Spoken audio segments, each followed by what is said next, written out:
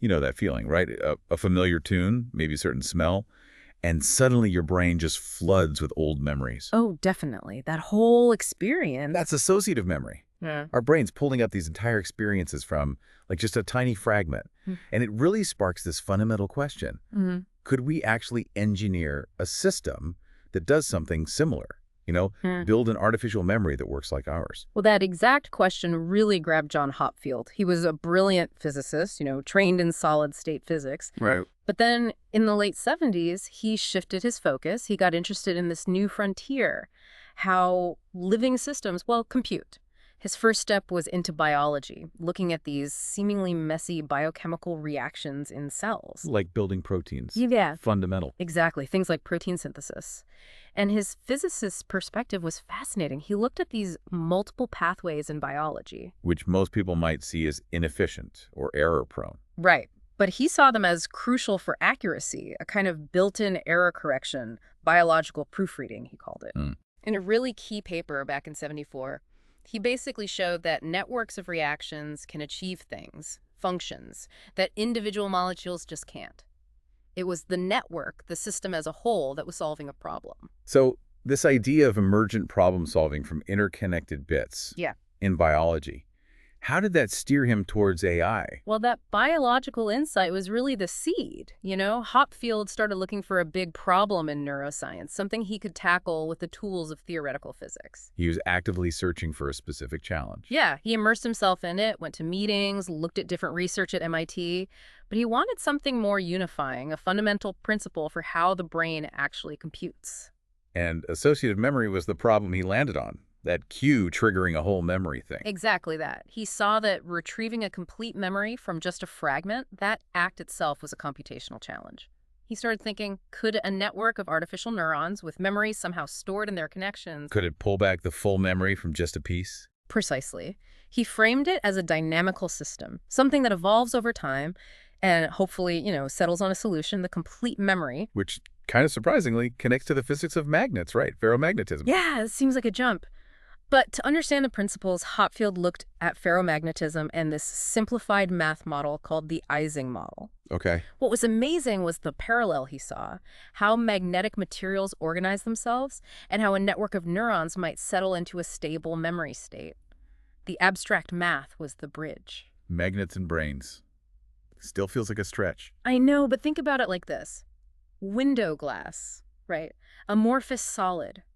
No real ordered structure. Okay. Then you've got a ferromagnet, like on your fridge. Yeah. The little magnetic bits, the moments are all lined up. It's ordered, creates a field. Got it. But then there are materials where those little magnets are just randomly pointing all over the place. No overall magnetism. They call those spin glasses. Spin glasses. Okay. And they're disordered like the glass. Kind of, yeah. They share that disordered complexity. And this is where the math comes in. The Ising model. Right. Developed back in the early 1920s. Wilhelm Lenz and his student, Ernst Ising, a simplified model for these magnetic materials. And Ising looked at it in just one dimension first, like a chain. Yeah, for his PhD, a 1D chain of these tiny magnetic moments spins. They could point up, call it +1 or down, -1.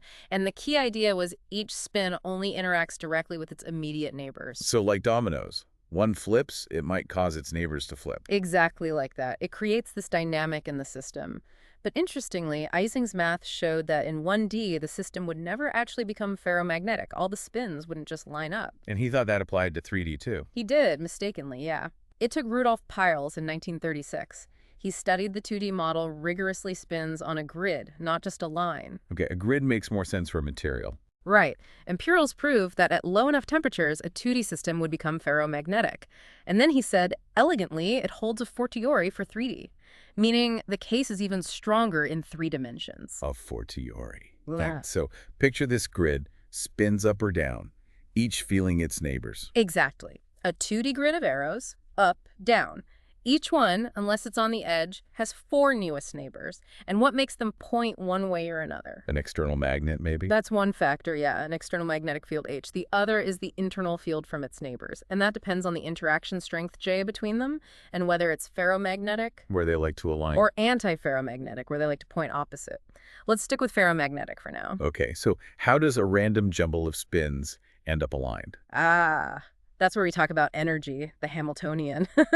It's just a mathematical equation to calculate the total energy of the whole grid of spins. The Hamiltonian. Right. For the 2D Ising model, one part sums over adjacent pairs of spins. You multiply their values, +1 or -1, multiply by that interaction strength, J.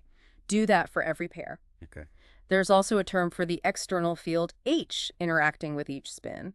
But the really crucial part is the negative sign in front of these terms. Why is that so important? Because if two neighbors are aligned, say +1 and +1, their product is positive. The minus sign makes it a negative contribution to the energy. It lowers the total energy. And if they're opposite, +1 and -1. Their product is negative. The minus sign in the Hamiltonian makes that term positive. It raises the energy. So aligned spins equals lower energy. Opposing spins equals higher energy. Exactly, which strongly suggests that the state where all spins are aligned must be a minimum energy state. Like a ball rolling down into the bottom of a bowl. Gradient descent you mentioned. Precisely that idea. Physical systems tend towards their lowest energy configurations, and whether it's ferromagnetic J positive, antiferromagnetic J negative, or spin glass J is random between pairs, it's all about energy. And Hopfield knew about spin glasses from his physics background. Oh, yes. He was very familiar with them. And he saw the connection. He realized the Ising model's math could describe a network of artificial neurons. Storing and retrieving a memory could be like the network settling into a stable, low-energy state. Determined by the connections, the weights between neurons. Exactly.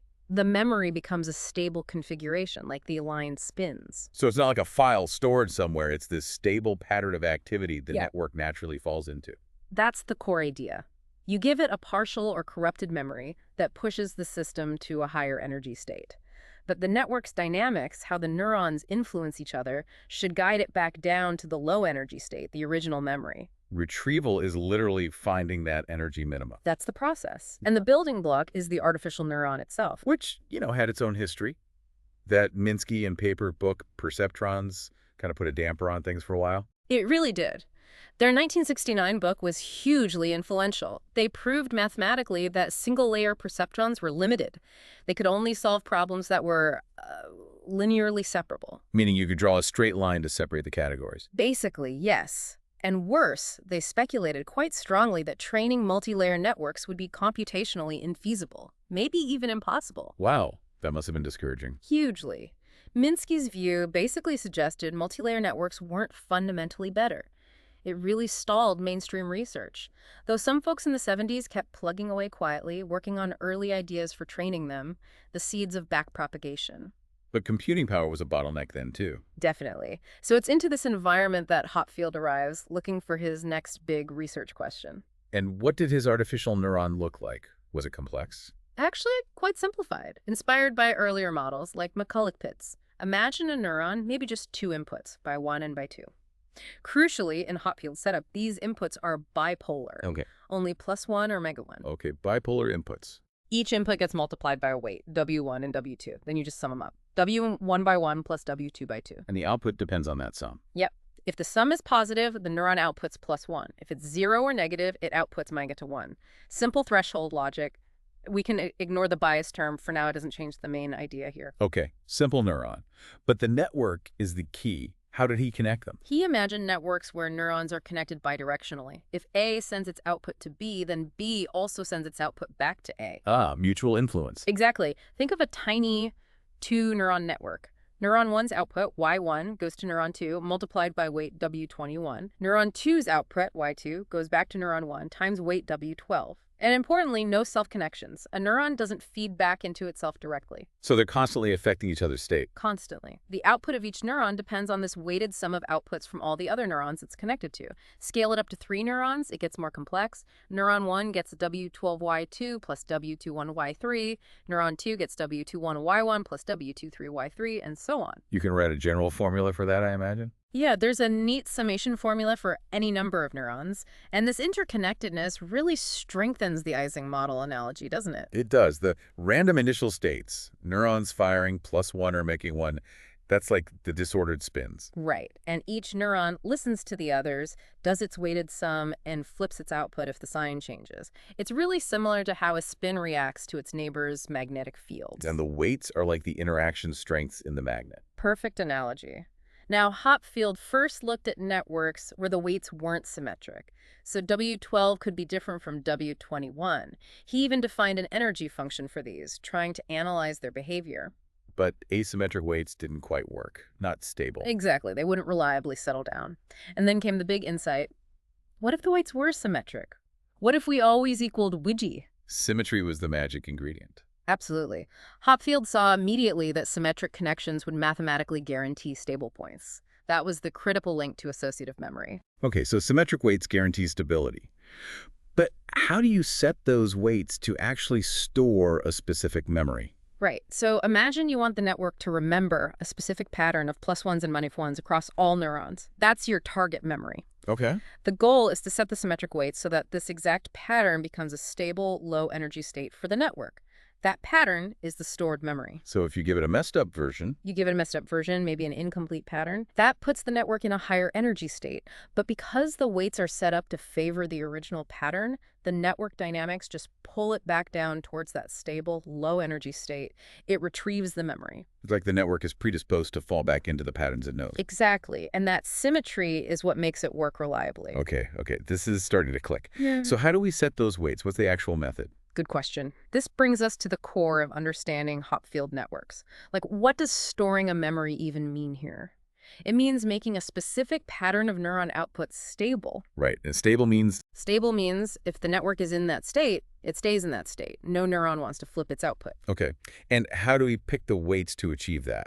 And how does energy fit in? Let's use a simple 3-neuron example. We need a weight matrix, W. It's 3 by 3. The entryway is the weight from neuron J to neuron I. And it's symmetric, way goes Ouija, and the diagonal is 0. No self-loops. Exactly. Now, say we want to store the pattern n = 1, 1, n = 1. So neuron 1 should be -1, neuron 2 + 1, neuron 3 to 1 in the stable state. How do we set W12, W13, W23, etc.? This is where Hebbian learning comes in. Neurons that fire together, wire together. Precisely. The Hebbian rule gives us a simple way. For Hopfield networks, the rule is the weight widge, which equals Widgie, is just the product of the desired outputs Y and Uj in the memory pattern. So if Y and Uj are the same, both +1 or both -1, their product is +1. The weight is +1. Right. They reinforce each other. And if U and Uj are different, +1 and -1, the product is -1. The weight is -1. They inhibit each other. You got it. So for our Lackless 1, 1, Nackless 1 example. Let's see. W12 is vocus 1, 1 equals 1, 1. Right. And W21 is also -1 by symmetry. W13 is -1, -1 equals 1. Good. And W31 is also +1. W23 is 1, -1, 1. Perfect. And W32 is -1. The diagonals, W11, W22, W3 are 0. That defines our weight matrix for this one memory. Okay. And you mentioned doing this with matrix math, too. Yeah, it's often cleaner. Sure. If you write the memory pattern as a column vector, Y1 1, 1 1 transpose. Oh, transpose, right. Then the weight matrix W is the outer product of Y with itself, so Y times Y transpose, and then you subtract the identity matrix I. YYTI. Why subtract the identity matrix? That just zeroes out the diagonal elements automatically. The outer product YYT gives you a matrix where element IJ is YIYJ, which is exactly the Hebbian rule. Yeah, clever. Okay, so we've set the weights using Hebb's rule. How do we know that pattern is now stable? Why won't the neurons flip? Let's check. Take any neuron, say neuron I. Its new output depends on the weighted sum from all other neurons J.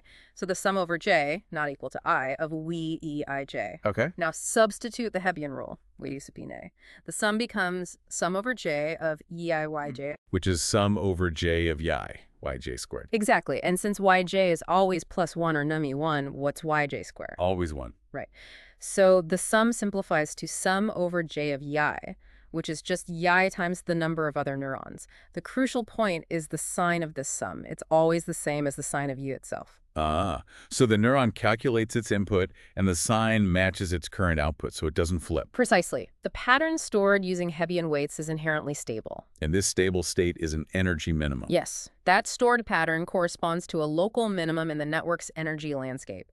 The energy function is E off a sum over I, sum over J of YIJ. Okay. If you nudge the network away from that stored pattern, say by flipping one neuron, the energy goes up. The network dynamics then naturally push it back down towards lower energy states. And any flip decreases the energy. In a symmetric Hopfield network, yes, any neuron flip that actually happens must decrease the overall energy or keep it the same if it's already at a minimum.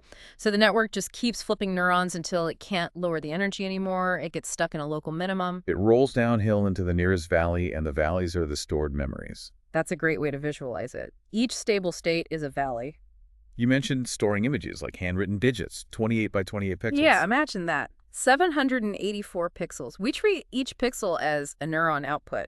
Plus one for white, next one for black, maybe. So you need a network of 784 neurons. Wow. To store one image, represented by that 784 element vector Y, you calculate the huge 784 by 784 weight matrix, W equals YYTI. That one calculation encodes the image as a stable state. You can store multiple images in the same network. You can. A common way is just to add up the individual weight matrices for each image you want to store. If you have images Y1, Y2, Rn, the total weight matrix W is the sum over K of YK, YKT minus N times the identity matrix. Just sum them up. Does it always work perfectly? Well, there's a limit. Hopfield found the capacity is roughly 0.14 times N memories for N neurons. So for 784 neurons, maybe around 100 memories, give or take. Okay. And ideally, the memories should be fairly different from each other mathematically, close to orthogonal, otherwise they interfere. Modern Hopfield networks have pushed this capacity way higher, though. So retrieval. Okay.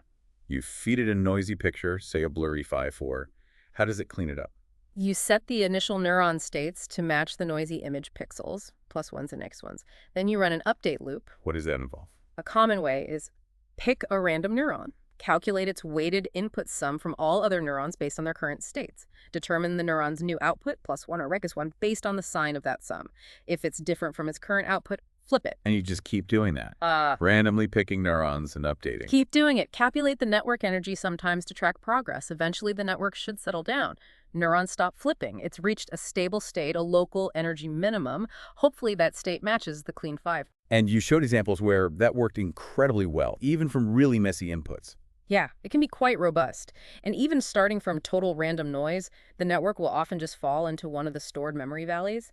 It dynamically finds the patterns. But sometimes weird things happen, like getting the negative image back. Ah, yes. That happens because if a pattern Y is an energy minimum, its exact opposite, all plus ones become negative ones, all minus ones become plus ones, often is 2, with the same energy level. So depending on where your noisy input starts, you might roll into the year valley or the Veer valley. Interesting. And it could even retrieve the wrong memory entirely, like you put in a noisy 8 and get back a 5. That can happen too, yeah.